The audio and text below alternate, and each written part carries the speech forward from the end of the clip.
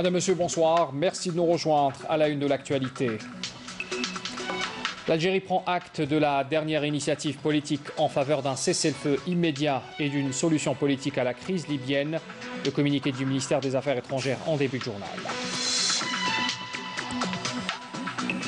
104 nouveaux cas confirmés de coronavirus Covid-19, 86 guérisons et 9 décès ont été enregistrés durant les dernières 24 heures dans notre pays.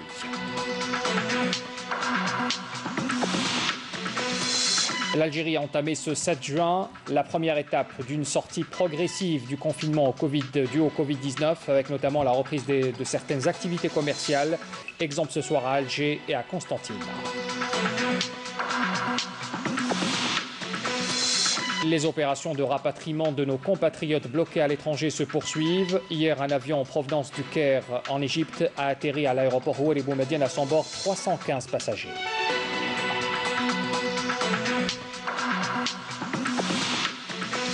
Le dossier de ce soir est consacré à l'huile d'olive Made in Algérie. L'Algérie a décroché 4 prix au dernier concours international des huiles du monde. La question de la certification de l'huile extra vierge algérienne est plus que jamais d'actualité.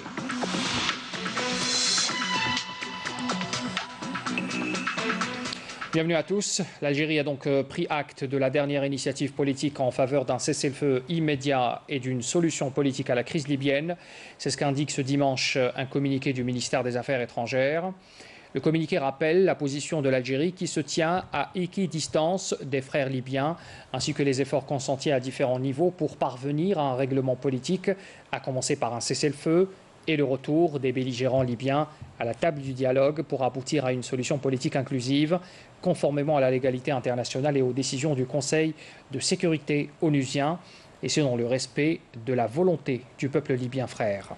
L'Algérie réitère son attachement au rôle axial des pays voisins afin de rapprocher les vues entre les frères libyens à la faveur d'un dialogue inclusif en tant qu'unique voie pour établir la paix en Libye et garantir son unité et son intégrité territoriale. De ce fait, l'Algérie appelle les différents acteurs régionaux et internationaux à coordonner leurs efforts pour trouver un règlement politique durable à la crise dans ce pays frère, conclut encore le communiqué du ministère des Affaires étrangères.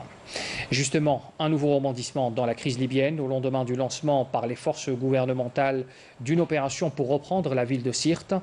Le chef des troupes rivales, Khalifa Haftar, s'est dit hier favorable à un cessez-le-feu à partir de demain, lundi. Le point avec Amal Bouarba.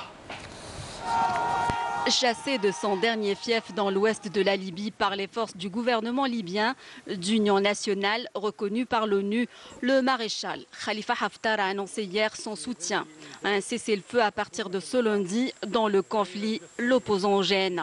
Une décision qui intervient après des discussions hier au Caire avec le président égyptien Abdel Fattah al-Sisi. L'initiative du Caire appelle au respect des efforts internationaux et propose un cessez-le-feu à partir de 6 heures, heure locale ce lundi. C'est ce qu'a déclaré le président égyptien lors d'une conférence de presse en présence du maréchal Haftar. Ce dernier a accepté cette initiative au moment où ses forces subissent une série de revers. Il faut dire que ces derniers mois, le camp Haftar cumule de cinglantes défaites alors que les troupes du GNA enregistrent plusieurs succès. Après avoir perdu le 18 mai dernier la grande base aérienne d'Al-Watiya qui lui servait de quartier général dans l'ouest libyen, c'est le très stratégique aéroport de Tripoli que Haftar a dû céder dans la journée de mercredi aux forces alliées du GNA. L'aéroport en question était l'une des dernières positions occupées par les hommes de Haftar. Samedi, les forces du GNA ont lancé une opération pour reprendre la ville de Sirte après avoir enregistré des avancées dans les combats autour de Tripoli. Le gouvernement libyen d'union nationale, basé à Tripoli et soutenu par les Nations Unies, avait en outre annoncé vendredi avoir pris le contrôle de la ville de Tarhouna, dernier fief des forces rivales du maréchal Khalifa Haftar dans l'ouest du pays. Après plus d'un an de combat autour de la capitale libyenne, le gouvernement d'union nationale libyenne a affirmé ce jeudi avoir repris le contrôle de toute l'agglomération de Tripoli. Le chef du GNA, Faiz Sarraj, s'est dit déterminé à reprendre le contrôle de l'ensemble du territoire libyen dans le sillage d'une série de défaites des forces de Haftar. Autant de développements dans la crise libyenne qui ont un impact positif sur l'activité pétrolière qui reprend après des mois de blocage. La compagnie nationale de pétrole libyenne a annoncé ce dimanche la reprise de la production sur l'un des plus importants champs pétroliers de Libye, bloqué depuis des mois par les troupes du maréchal Khalifa Haftar. L'actualité en Algérie, c'est d'abord l'activité parlementaire avec le bureau de l'APN qui s'est réuni ce dimanche sous la présidence de Slimane Chennine, président de l'APN. À l'ordre du jour, l'étude du projet de loi pour l'instauration de la journée du 8 mai comme journée nationale consacrée à la mémoire. Les professeurs Ahmed Laraba et Walid Lagoun, respectivement président et rapporteur général du comité d'experts chargé par le président de la République Abdelmejid Tebboune de formuler des propositions sur la révision de la Constitution, ont tenu une séance de travail aujourd'hui avec le ministre de la Communication, porte-parole du gouvernement, le professeur Ammar Belhimer, et le président de l'autorité de régulation de l'audiovisuel l'Arabe, Mohamed Louber. La réunion a été propice à un échange de vues autour des voies et moyens requis pour un débat national inclusif, large et pluriel, ouvert à toutes les composantes de la société civile et du monde politique autour de ce projet de révision de la Constitution. C'est ce qu'indiquent les rédacteurs du document. Acteur de facilitation du débat national à ce sujet, le ministère de la Communication affirme agir conformément aux attributions que lui confère la loi. Et puis, partie prenante du débat est concernée également par sa réussite, l'Arabe entend aussi, pour sa part, exercer pleinement la mission que lui fixe l'article 54 relatif à l'activité audiovisuelle, précisément de veiller par tous les moyens appropriés au respect de l'expression plurielle des courants de pensée et d'opinion dans les programmes et des services de diffusion sonore et télévisuelle, notamment les émissions d'information politique et générale.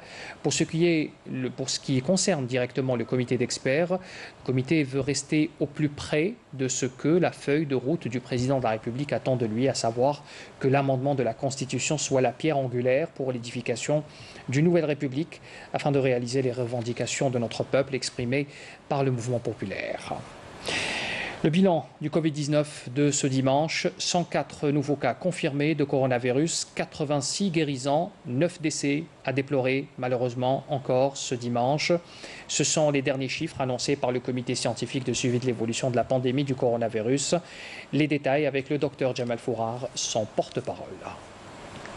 Au cours des 24 dernières heures, pour les principaux indicateurs, nous avons 104 nouveaux cas, 86 patients guéris, 30 patients en soins intensifs et 9 décès. Concernant les cas confirmés, avec l'enregistrement de 104 nouveaux cas depuis les dernières 24 heures, le total cumulé est de 10 154 cas, soit une incidence de 23 cas pour 100 000 habitants, en sachant que 29 wilayas ont une incidence inférieure à la moyenne nationale et 19 wilayas ont une incidence supérieure à la moyenne nationale. Il faut noter également que 22 wilayas n'ont pas enregistré de cas au cours des 24 dernières heures. Concernant les décès, nous avons malheureusement enregistré 9 nouveaux décès, portant ainsi le total cumulé des décès à 707, sachant que 75% des décédés sont âgés de 60 ans et plus. Concernant les patients qui ont bénéficié du traitement dans le cadre du protocole thérapeutique en vigueur, nous avons 19 792 patients, dont 8 819 cas confirmés au laboratoire et 10 973 cas probables à l'imagerie médicale. Pour ce qui est des patients guéris, à ce jour, nous avons 6 717 patients guéris, dont 86 patients guéris au cours des 24 dernières heures. Pour ce qui est des patients en soins intensifs, il y a 30 patients actuellement en soins intensifs. Il est important également de rappeler le respect des mesures barrières pour interrompre la transmission du virus, surtout au cours de cette première phase de déconfinement de certaines activités commerciales. C'est très important de respecter ces mesures de manière drastique.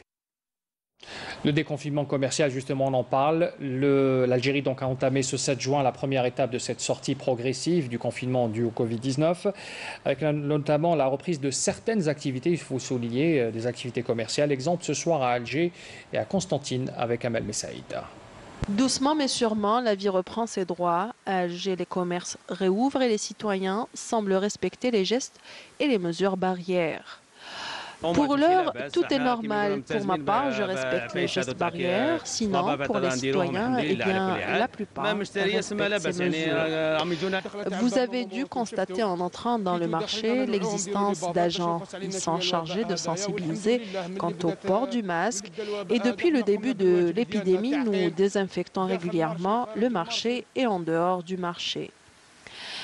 Même constat à Constantine, où les magasins autorisés à l'ouverture ont reçu leurs premiers clients aujourd'hui.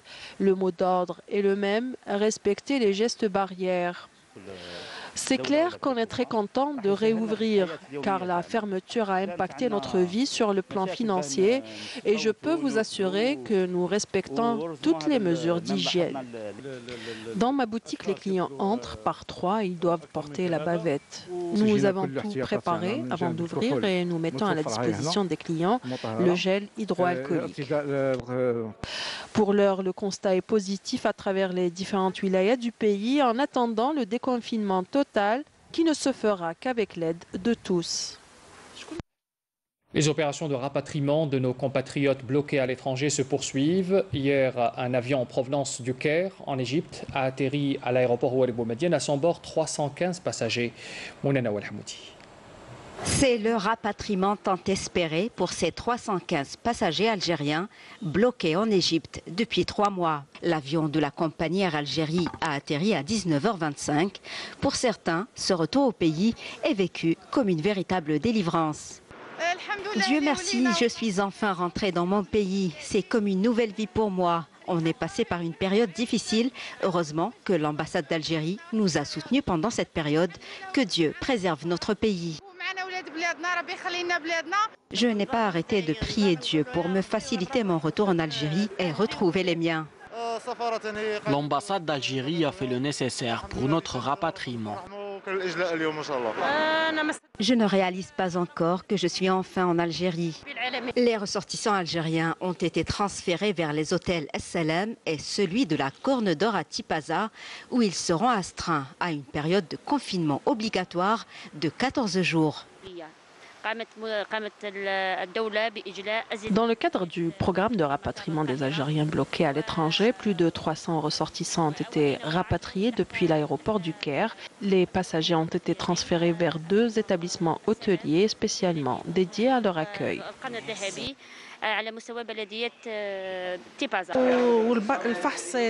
Le temps que les pensionnaires rejoignent leur chambre, ils seront soumis à un diagnostic et des tests. Un suivi médical leur sera prodigué pendant les 14 jours de confinement.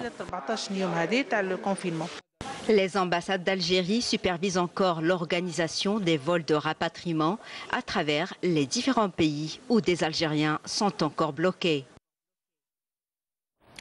L'innovation au service de la lutte contre le coronavirus. Des étudiants de l'Université d'Oran ont réussi à fabriquer un respirateur artificiel qui sera mis à la disposition des établissements sanitaires. Sid Ahmed Boulaïeb.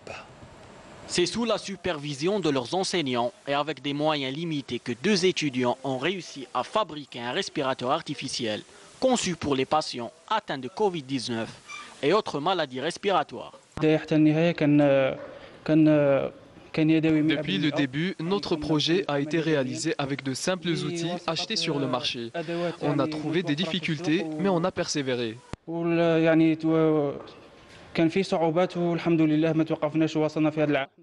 a commencé avec des planches en bois. On espère fabriquer un autre caisson avec de l'aluminium et qui sera une fabrication 100% algérienne. Ce respirateur aux normes internationales a été conçu par étapes et avec différents prototypes par ces jeunes dont le seul but est d'aider l'Algérie à surpasser la crise épidémiologique. Il y a beaucoup de compétences au sein de l'Université d'Oran, des gens qui veulent travailler et développer les processus de recherche en réalisant des projets pareils. Des compétences capables d'inventer et de créer qui attendent d'être soutenues davantage. L'autorité de régulation de l'audiovisuel arabe s'est félicitée ce dimanche du rôle de différents médias audiovisuels en matière de sensibilisation des citoyens afin de garantir le bon déroulement des mesures de confinement dictées par la pandémie de Covid-19, relevant toutefois quelques infractions et dépassements commis par certaines chaînes de télévision. À ce propos, l'Arabe a cité le cas de la chaîne privée Bahia TV qui a organisé lors de la deuxième soirée de l'Eid al-Fitr une cérémonie sans autorisation à la salle de fête de l'hôtel Le Zénith d'Oran, estimant que de cette manière, la chaîne avait enfreint la mesure de distanciation sociale en négligeant dans sa couverture la conjoncture exceptionnelle que traverse le pays due à la pandémie actuelle, ce qui a suscité un grand mécontentement populaire. L'Arabe avait donc convoqué la directrice de cette chaîne à son siège, où un avertissement oral lui a été adressé, ainsi qu'un rappel du nécessaire strict respect des mesures de confinement sanitaire et des recommandations émises par l'autorité à cet effet. L'autorité a également indiqué qu'elle avait renoncé à une sanction financière qu'elle comptait imposer à cette même chaîne, après que la directrice de cette dernière ait proposé de présenter un chèque en faveur du Fonds national de solidarité contre le Covid-19, estimé à 1 million de dinars.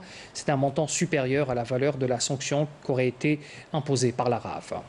La responsable de la chaîne s'est engagée également à résilier le contrat du producteur de la dite émission qui n'a pas respecté les termes de ce contrat ainsi que son strict respect de la loi et de l'éthique du métier. La dépouille du dirigeant sahraoui Mohamed Khaddad, ancien coordinateur du Front Polisario près de la Minurso, arrivé hier à l'aéroport de Tindouf à bord d'un vol spécial en provenance de Madrid, en Espagne, a été inhumé donc aujourd'hui au cimetière du camp de Smara. La cérémonie des funérailles s'est déroulée en présence du président de la République sahraoui, secrétaire général du Front Polisario Brahim Ghali, de membres du secrétariat national du Front Polisario et du gouvernement, du Conseil national et du Conseil consultatif sahraoui, ainsi que de membres de la délégation étrangère, amis et une foule nombreuse également à cet enterrement. Aujourd'hui, le monde célèbre la journée internationale de la sécurité sanitaire des aliments. C'est une journée pour sensibiliser l'opinion publique et l'inciter à agir pour prévenir, détecter et gérer également les risques d'origine alimentaire. En parlant d'aliments, l'huile d'olive extra vierge, c'est le dossier de ce 19h. 4 prix ont été décrochés récemment par l'Algérie au 18e concours international des huiles du monde, dont 2 médailles, une en or et une autre en argent. C'est une distinction importante donc, dans ce concours qui a regroupé, il faut le rappeler, 250 participants de différents pays. Les lauréats algériens, nous les avons rencontrés. Ils sont cultivateurs à Bouira, Boumerdes ou encore à Blida. Voici leur portrait signé ce soir. C'est une préparation d'environ 2 ans. On a récompensé par une médaille d'or d'un fruit mûr intense. C'est une bonne chose pour nous, c'est pour la filière horticulture en général, algérienne et pour l'Algérie. Nous sommes heureux, c'est ce produit qui nous a permis de gagner parmi plus de 250 participants. Non, c'est bien, mais c'est encourageant. On préfère avoir une médaille de bronze, d'argent, bien d'or.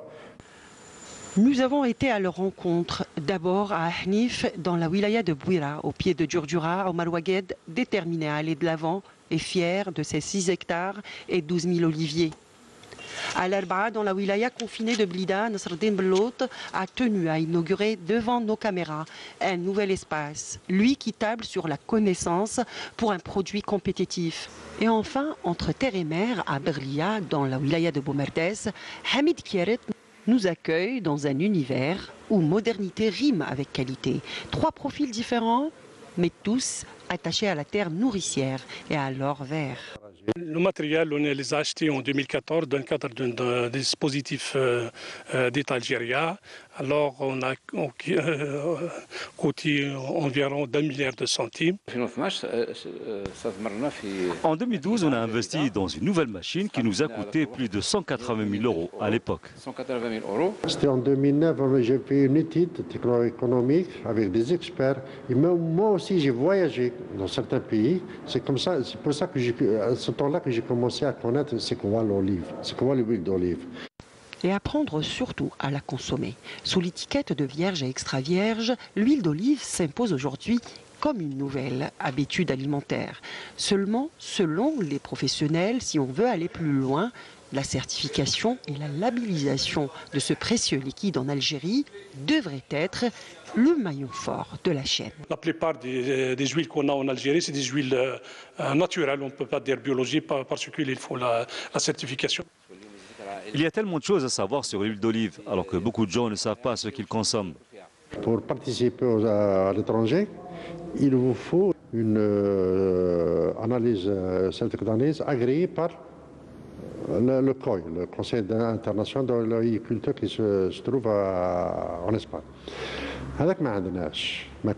Il manque un travail sérieux sur le terrain. À mon avis, il faut le revoir, le Conseil olicule algérien, parce que pour le moment, on n'a rien vu depuis l'installation, ça fait 2 ans.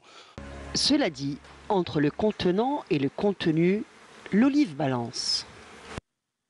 Ça fait 2 ans de ça, une entreprise à Oran qui fabrique ce genre de bouteilles, mais il est en arrêt à ce moment. Alors il y a un rupture et c'est un problème sérieux.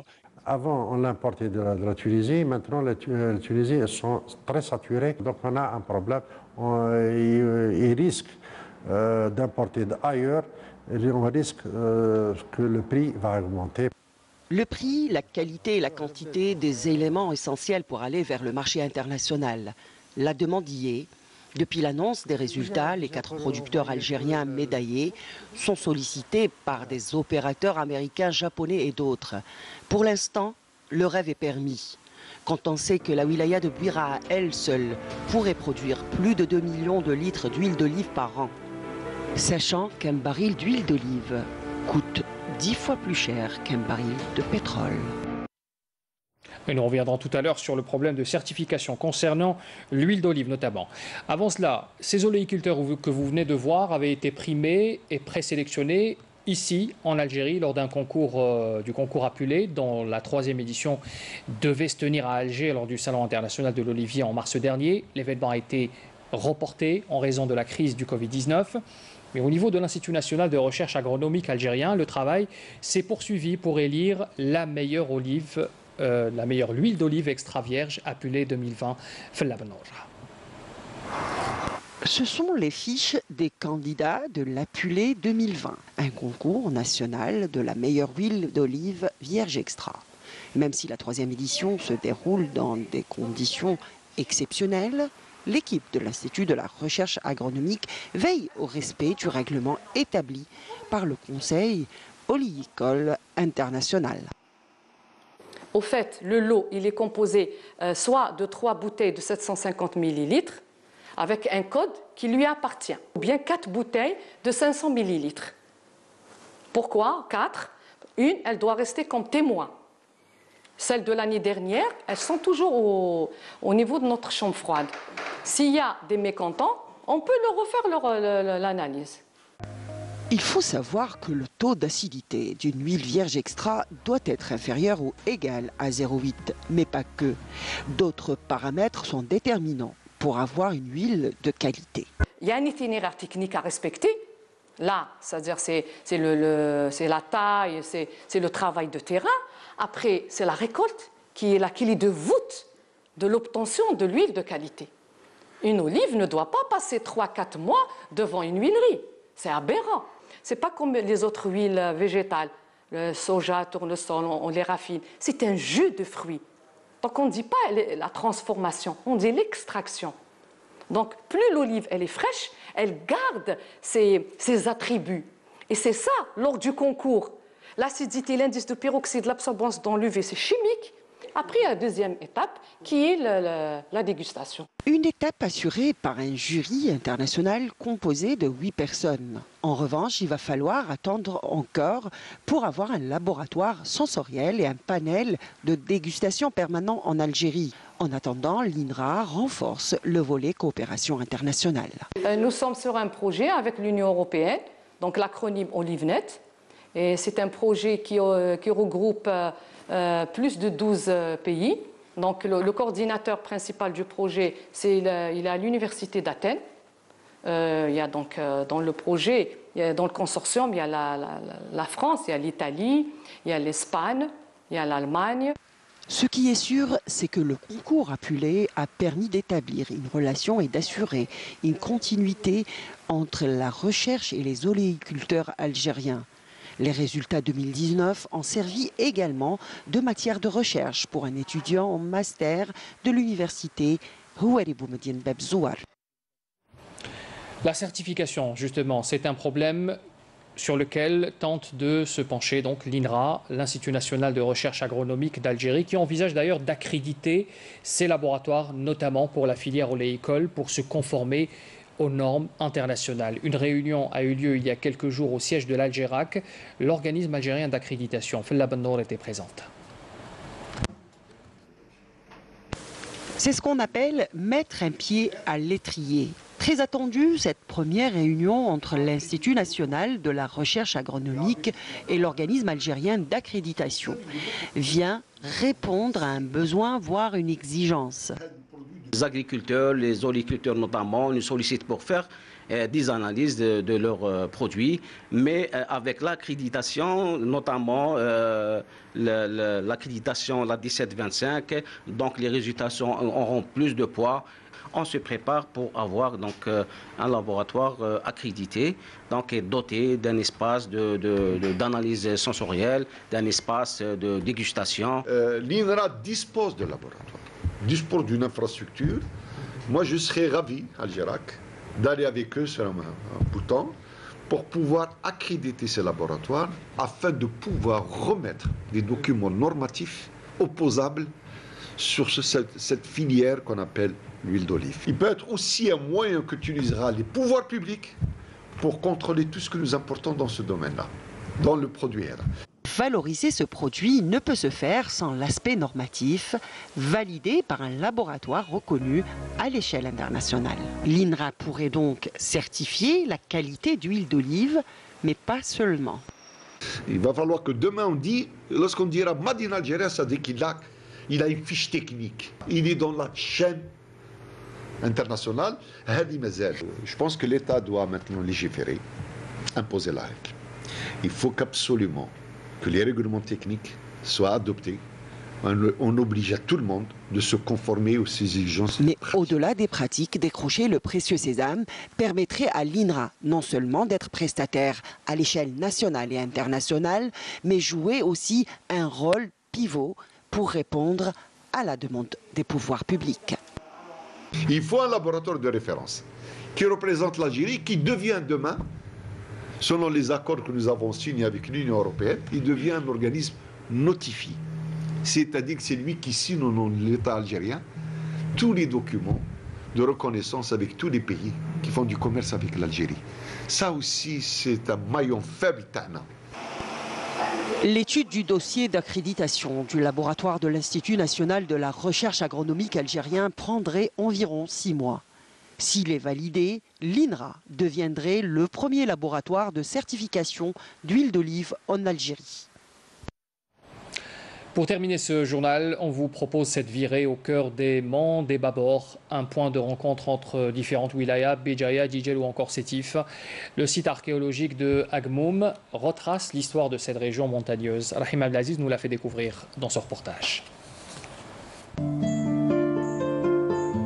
Stratégique, cette région montagneuse est reliée aux côtes méditerranéennes avec les anciennes cités numides de Sétif, Djemila et Mila.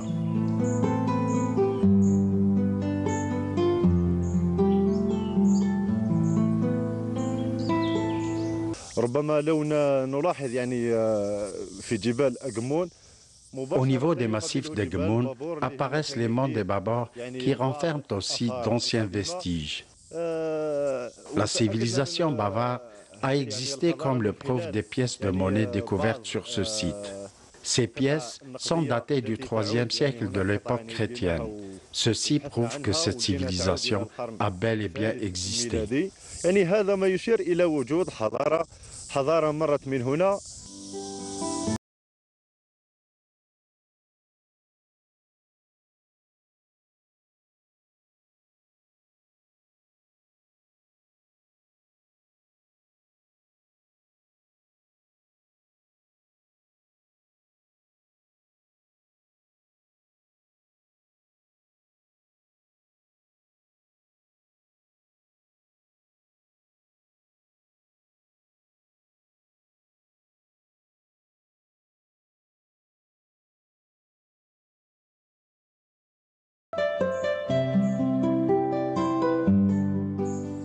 De nombreuses structures de différents édifices en pierre de taille sont visibles sur de vastes espaces.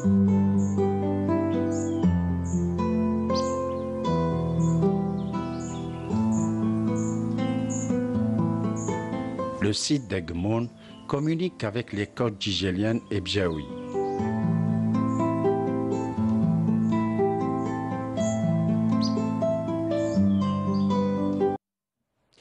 Et puis une information qui vient de nous parvenir, le président de la République, Abdelmadjid Tebboune, a signé un décret présidentiel portant nomination des noms suivants, membres du tiers présidentiel du Conseil de la Nation. Lila Hamdaoui, épouse Aslaoui, ex-ministre, Abdelmadjid Belkadash, cadre supérieur de l'État, Omar Belhadj, avocat, Ammar Abdelhamid Mahi, ancien ministre de la Justice, professeur Mohamed Bouzine, ancien recteur d'université, Moussa Cherchali Di Mustafa, membre de l'Organisation nationale des Moudjahidines, Omar Dadi Addoun, avocat, Belkacem Abdellali, membre de la Fondation nationale des éleveurs, Ahmed Benay, cadre supérieur de l'État, Mohamed Hamidou, ex-cadre supérieur de l'État, Mohamed Belhadj, président du Comité national médical de diabétologie, Nordin Tej, ancien cadre supérieur de l'État, Miloud Hanafi, ex-cadre supérieur de l'État, et puis El Hadj Nour, cadre de la justice. Le rappel des titres avant de clore ce journal. L'Algérie prend acte de la dernière initiative politique en faveur d'un cessez-le-feu immédiat et d'une solution politique à la crise libyenne.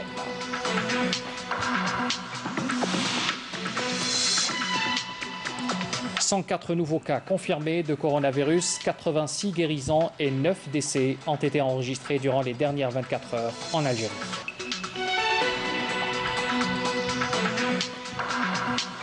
L'Algérie a entamé ce 7 juin la première étape d'une sortie progressive du confinement dû au Covid-19 avec notamment la reprise de certaines activités commerciales, exemple ce soir à Alger et à Constantine.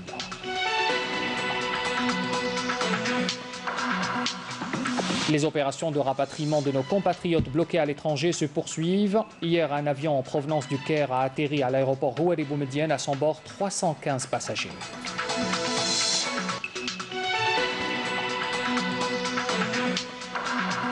Et nous avons consacré le dossier de ce soir à l'huile d'olive. L'Algérie a décroché 4 prix au 18e concours international des huiles du monde. La question de la certification de l'huile extra vierge algérienne est plus que jamais d'actualité. C'est la fin de ce journal. Merci de l'avoir suivi. Vous pouvez toujours, bien sûr, revoir les replays des journaux télévisés sur les adresses qui s'affichent en bas de votre écran. Très bonne soirée à tous. À demain.